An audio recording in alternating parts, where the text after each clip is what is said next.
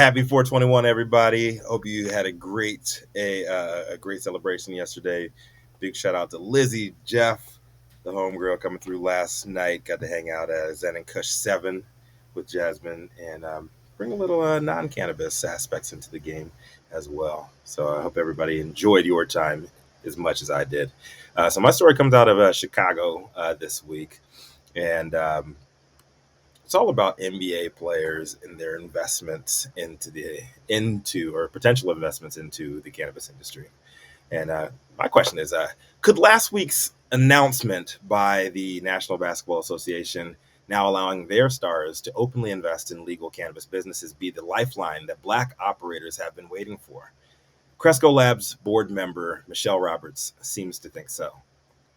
Prior to COVID-19, Black business ownership in cannabis was just under 4%. As the cannabis industry continued to grow in size and scope, familiar systemic issues from mainstream American business ownership echoed and became magnified in cannabis, given the green rush's relative smaller size and visibility. And MJ Biz Daily's latest poll taken in February of this year, 2023, showed Black ownership had shrunken from 4% pre-COVID to less than 2% overall.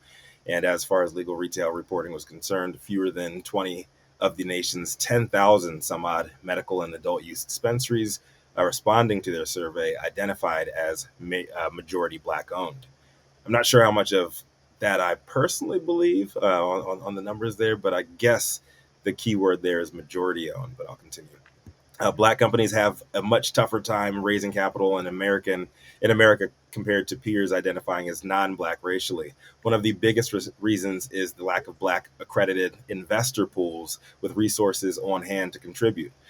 Add to that cannabis's federal illegality, with Black investors unwilling to take on as much risk as their white counterparts. We've seen somewhat of a stalemate between the two sides, with Black entrepreneurs in the space often forced to seek funding elsewhere, with groups and individuals unfamiliar and sometimes lacking empathy to their unique struggle. In the current American economic climate, investor capital is drying up for everyone, not just Black businesses. So if things continue going as they have, maybe the whole race dynamic won't much matter in the grand scheme of things. However, per Crain's Chicago, Roberts said the new NBA Players Union contract specifically allows players to invest in cannabis companies, and being the largest group of Black millionaires on the planet, they have disposable income and they are being approached and they want to invest. So maybe we'll see a surge in Black investment.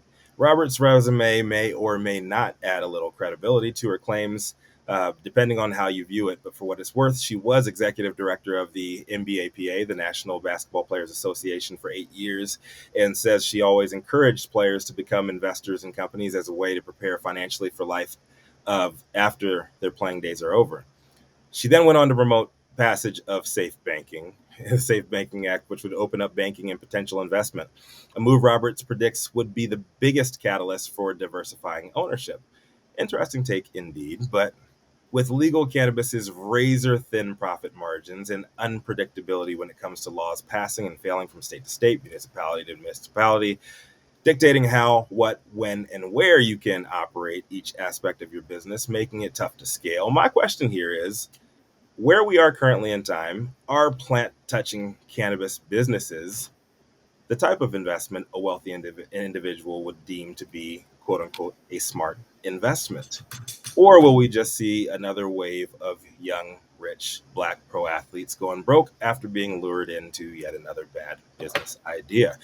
My name is Rico Lamitte, the dopest dad on the street. Interested in hearing everybody else's thoughts on it and opinions on this one.